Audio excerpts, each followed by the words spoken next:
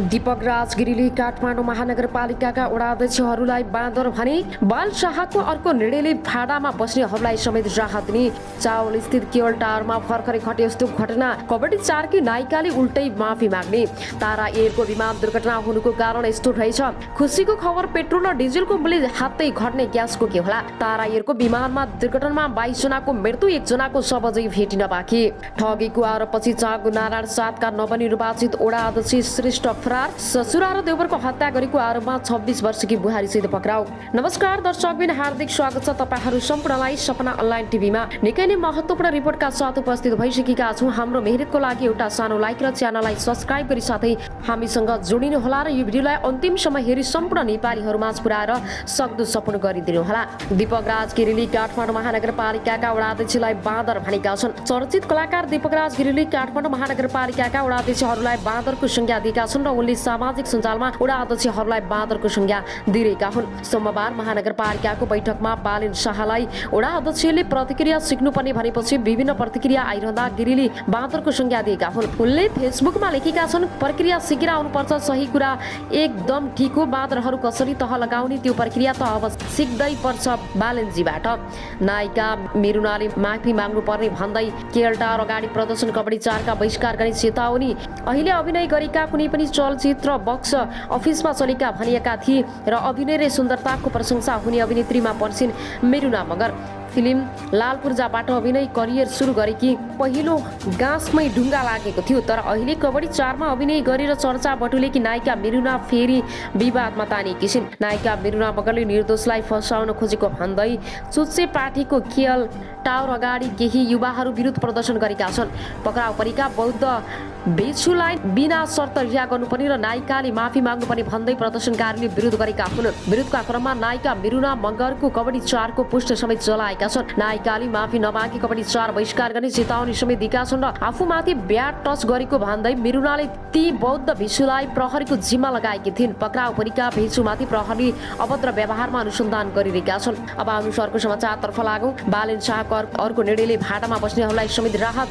काठमाडौँ महानगरपालिकाका नवनिर्वाचित मेयर बालेन्द्र शाहले अर्को एउटा महत्त्वपूर्ण निर्णय गरेका छन्। उक्त निर्णयले काठमाडौँका मतदाता मात्र होइनन्, भाडामा बस्नेहरूका लागि पनि राहत हुने भएको छ। काठमाडौँ महानगरपालिकाको पहिलो नगर कार्यपालिकाको बैठकले रेस्टुरेन्ट, होटल, पेट्रोल पम्पको शौचालय प्रयोग गर्ने निर्णय गरेको छ। यो निर्णयले सार्वजनिक शौचालय नपाएर छटपटाउनु पर्ने काठमाडौँ महानगरपालिकाका स्थानीय र अस्थायी बासिन्दाहरूलाई ठूलो राहत हुने विश्वास गरिएको छ। सोमबार नवनिर्वाचित जनप्रतिनिधिहरूले शपथ ग्रहण गरेपछि अपराह्नमा कार्यपालिकाको बैठक बसेको थियो। सो बैठकले सार्वजनिक शौचालयको रूपमा रेस्टुरेन्टको शौचालय प्रयोग गर्न सकिने निर्णय गरेको हो। मेयर बालेन शाहले प्रस्ताव गरेका थिए र हिजो रेस्टुरेन्ट व्यवसायीहरूसँग कुराकानी गरेका थियौँ र हामीसँग चिकन स्टेसन, बर्गर र स्टेसन A1 का प्रतिनिधिहरूसँग कुरा गर्दा हामीले तपाईहरूको रेस्टुरेन्ट बाहिर ATM को जस्तो बत्ती जडान गरिदिने र शौचालय निशुल्क गर्ने उनले भने। रेस्टुरेन्ट खोलेपछि व्यापार मात्रै नभएर सेवा पनि हो भन्ने हिसाबले त्यो लगाउँछौँ, महानगरले सर्टिफाइड गरिदिन्छ। उनले शौचालयहरू पनि बनाउने तर हाललाई यसरी प्रयोग गर्ने बताए। यसरी शौचालय प्रयोग गर्न दिने रेस्टुरेन्टहरूलाई के सुविधा प्रदान गर्ने भन्ने बारे निर्णय भइरहेको छैन। अहिले नै यो कुराहरू निशुल्क गरिनेछ भनेर भन्न सकिन्न, त्यसको लागि अध्ययन गर्न पर्ने हुन्छ। पहिलो दिन नै त्यो कुरा गर्नु गलत हुन्छ जस्तो लाग्छ। उनले शौचालयहरू पनि बनाउने तर हाललाई प्रयोग गर्ने बताए। यसरी शौचालय प्रयोग गर्न दिने रेस्टुरेन्टहरूलाई के सुविधा प्रदान गर्ने भन्ने बारे निर्णय भएको छैन। अहिले नै यो कुराहरू निशुल्क गरिनेछ भनेर भन्न सकिन्न, त्यसको लागि अध्ययन गर्न पर्ने हुन्छ। पहिले दिन नै त्यो कुरा गर्नु गलत हुन्छ जस्तो लाग्छ उनले भने। यस्तै गुनासो सुन्नको लागि कल सेन्टर पनि स्थापना गर्ने निर्णय भएको छ। कल सेन्टर 7 दिन भित्र स्थापना गरिने निर्णय भएको छ। यस्तै गरी 2टा टुक्रा फ्र्याक्चर एम्बुलेन्स र 10 दिन भित्र सञ्चालन ल्याइनेछ। यस्तै महानगरपालिकाको फोहोर मैला व्यवस्थापन बारे अध्ययन गर्न नगर प्रमुख बालेन्द्र शाहको संयोजकत्वमा कार्यदल गठन गरिएको छ। काम्पाको नवनिर्वाचित प्रमुख शाहको अध्यक्षतामा आज बसेको पहिलो कार्यपालिका बैठकले प्रमुख सहित 5 जनाको अध्ययन कार्यदल गठन गर्ने निर्णय गरेको छ। अब आउनु सरको समाचार भएको प्रहरी स्रोतको भनाइ छ। काठमाडौँ प्रहरीका प्रवक्ता दिनेश मैनालीले चलचित्रकी एक महिला कलाकारले आफूमाथि दुर्व्यवहार गरेको भनेर मौखिक उजुरी गरेपछि एक पुरुषलाई नियन्त्रणमा लिएको बताए। रामपुरलाई नयाँ शहरको रूपमा विकास गरिने रामपुर पाल्पा 16 जेठ सरकारको पाल्पाको रामपुरलाई नयाँ शहरको रूपमा विकास गर्ने भएको छ। अर्थमन्त्री जनार्दन शर्माले प्रस्तुत गर्नुभएको बजेट वक्तव्य रामपुर रामपुरलाई नयाँ सरकारका रूपमा विकास गर्ने जनाएको हो। रामपुर सहरलाई नेपालको मौलिक शैली र विशेषता झल्कने संरचना सहितको नयाँ सरकारको रूपमा विकास गर्न अध्ययन गरिने अर्थतन्त्र शर्माले बताउनु भएको हो। केन्द्रीय कार्यक्रमको बजेटमा रामपुरलाई सम्बोधन गर्दै नयाँ सहरको रूपमा विकास गर्ने कार्यक्रमले यहाँका स्थानीयवासीमा खुसियाली छाएको छ। गण्डकी नदी र यसको करिडोरसँग जोडिएको रामपुर भौगोलिक हिसाबले केही भाग डाँडा भेग र समथर भूमि रहेको रमणीय ठाउँ हो। पछिल्लो समय रामपुरमा पूर्वाधार विकासका काम अगाडि बढ्दै गर्दा पर्यटकीय स्थल भन्दै गएको छ। नेपाल सरकारले 2071 वैशाख 25 गते घोषणा गरेको 72वटा नगरपालिका मध्ये एक विविध सम्भावना बोकेको र भौगोलिक हिसाबले ठुलो नगरपालिका पनि हो। साबिका, गैडाकोट, दर्छा, खालीवन र रामपुर र गेझा गाविस समितिको यस नगरमा 10वटा ओडा रहेका छन्। जिल्ला सदरमुकाम तानसेनदेखि करिब 65 किलोमिटर पूर्वमा पर्ने यस नगरपालिका 123.5 वर्ग किलोमिटर क्षेत्रफल ओगटेको छ। 2066 मा नगरद्वारा गरिएको घर दूरी सर्वेक्षण अनुसार करिब 42,000 जनसङ्ख्या भए पनि विभिन्न पेसा तथा व्यवसाय गरी बसोबास गर्नेको करिब 60,000 रहेको अनुमान छ।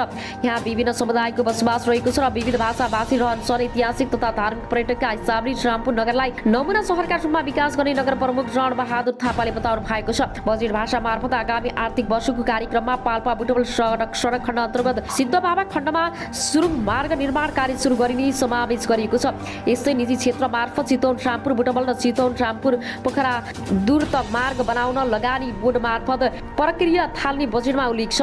काली गण्डकी तिनाउ डाइभर्सन आयोजनाको अध्ययन अगाडि बढाइने जनाएको छ। सरकारले काली गण्डकी करिडोर, कोशी करिडोर र कडाली करिडोरलाई रु 4 अर्ब बजेट छुटाएको छ। पाल्पामा मौसमी राडार र जडान गर्ने लगायतका कार्यक्रम आगामी आर्थिक वर्षका लागि समावेश गरिएको छ। अब आउनु सरको समाचारतर्फ लागौँ। चितवनमा भीषण हावाहुरीले 3 जनाको मृत्यु, नारायणी पुलका सबै विद्युत पोल भाँचिए। चितवनमा शुक्रबार साँझ भीषण हावाहुरीसहित आएको पानीले 3 जनाको ज्यान लिएको छ। हावाहुरीले रुख ढल्दा च्यापिएर 3 जनाको घटनास्थलमै ज्यान गएको जिल्ला प्रहरी कार्यालय चितवनका प्रवक्ता नरहरी खिमिरेले जानकारी दिएका छन्। भरतपुर 11 को भोजडाँडामा अटोमा सवार 2 जना र बसेरी म्याजिकमा सवार 1 जनाको च्यापिएर ज्यान गएको छ। भरतपुर महानगरपालिकाका 11 भोजाड जंगल स्थित भित्री सडक खण्डमा पदमपुरबाट भरतपुर तर्फ आउँदै गरेको ना 2247 नम्बरको अटोलाई रुख ढलेर च्याप्दा भरतपुर 11 लामा टोल बस्ने वर्ष 50 का प्रदीप कुमार लामा र अटोमा सवार परिचय नकुलेकी अन्दाजी 50 र 52 वर्षकी महिलाको घटनास्थलमै मृत्यु भएको हो। अटोमा सवार अबिता गुरुङ र तुलमाया गुरुङ सामान्य घाइते भएका छन् र उनीहरूको पुरानो मेडिकल कलेज भरतपुरमा उपचार भइरहेको छ। यस्तै हावाहुरीको कारण रुख ढल्दा भरतपुर महानगरपालिका 11 बस्ने चोकमा विशाल चोकमा वर्षेरी तर्फ जाँदै गरेको ना 1 जर 6240 नम्बरको म्याजिकलाई खिच्दा म्याजिकबाट सवार भरतपुर 11 बस्ने वर्ष 48 को लोकनाथ नेउपारीको घटनास्थलमा नै मृत्यु भएको खिमिरेले बताउनु भएको छ। राति वर्षासहित आएको हावाहुरीले अटो र म्याजिकमाथि रुख ढलेको थियो। भीषण हावाहुरी नारायणी नदीको पुलमाथि रहेका सबै बिजुलीका सबै पुल भाँचिएको छ। नारायणगढदेखि गैडाकोटसम्मका पुलमाथि रहेका सबै पोल भाँचिएका छन्। पोल नारायणी नदीतर्फ झुन्डिएको अवस्थामा छन् र पोलहरू ढल्दा रेलिङ समेत भाँचिएको छ। अकस्मात आएको हावाहुरीले गुडिरहेको ट्रकलाई नारायणी पुलमाथि नै लडाइदिएको थियो। पुलमा रहेको बारले गर्दा ट्रक नदीमा खस्नबाट जोगिएको प्रहरीले जनाएको छ। ट्रक लडेपछि केही बेर पूर्व पश्चिम राजमार्ग समेत अवरुद्ध बनेको थियो। क्रेनको सहायताले ट्रकलाई उठाएपछि राजमार्ग खुलेको छ। हावाहुरीले भरतपुरमा रहेको सिनर्जी एफएम 91.6 मेगाहर्जको टावर भाँचेको छ र रेडियोको प्रसारण अहिले बन्द छ। भरतपुरका अधिकांश भागमा विद्युत लाइन छैन। साझा पेट्रोल पम्पको छाना खसेर गाडी थिचेको छ। भरतपुर अस्पतालको हाता भित्रको पार्किङमा रुख ढलेर स्कुटर र मोटरसाइकल च्यापेको छ। तोरी खेतमा रुख ढलेर घर भत्काएकोले प्रहरीले जनाएको छ। भरतपुर बाइपासमा डिभिजन सडक कार्यालय अगाडि रहेको बरको रुख लडेर 3वटा फिडरको 11 केबी प्रसारणको तारमा पर्दा करिब 30 मिटर तारा सहितको पोल भाँचिएर बाटो र अवरुद्ध भएको छ। अहिले उद्धारको काम भइरहेको प्रहरीले जनाएको छ। अब आउनु हटाएर समर्थन जनाएका छन्। यो पार्टीको एकजना त्यो पार्टीको एकजना भाग लगाउने को हो तपाईँ? रिजालले चुनौती दिए त्यो तुरुन्तै फिर्ता लिनुस् र त्यसपछि मेहर बालेन्द्रको अनुमति लिएर महानगरका प्रशासकीय प्रमुखले उक्त निर्णय फिर्ता लिएको बताएका छन्। त्यसपछि केही वडाध्यक्षले बैठकमा निर्णय गर्ने प्रक्रियाबारे सिकेर आउन आग्रह गरे। एक वडाध्यक्षले भने बैठकको प्रक्रिया सिक्नुस्, कसरी प्रस्ताव गरिन्छ, कसरी निर्णय गरिन्छ भन्ने अध्ययन गर्नुस् र तपाईँले पार्टीको नाम लिइरहनु आवश्यक थिएन। बिहान राष्ट्रिय सभा गृह शपथ लिएपछि सुन्धारा स्थित महानगर कार्यपालिकाको पहिलो बैठक पनि सोमबार नै राखे। तर पहिलो बैठकमा मेयर शाहले वडा अध्यक्षबाट नै सञ्चालनको प्रक्रिया सिकेर आउनुहोस् भनेको सुन्नु परेको छ। मुख्य निर्वाचन अधिकृतको कार्यालयले काठमाडौँ उपत्यकाका राजनीतिकहरूको शपथ ग्रहण कार्यक्रममा बिहान 11 बजे राष्ट्रिय सभागृहमा राखेको थियो। दौरा सुरुवाल र भात गाउने टोपीमा सजिएर मेयर शाह पत्नी सबिना काफ्लेको साथमा कार्यकाल स्थलमा पुगेका थिए। शाहले पत्नी सबिनालाई पनि मञ्चमा लागि कार्यक्रम सञ्चालकले पनि उहाँलाई मञ्चमै आसन ग्रहण गराए। जबकि शपथमा फर्स्ट लेडीलाई शपथ गराउने प्रचलन छैन। मेयर शाहलाई काठमाडौँ जिल्ला न्यायाधीश राजकुमार खतिवडाले नेपालीमा शपथ गराए। शाहले सुरुमा नेपाली भाषामा शपथ लिए।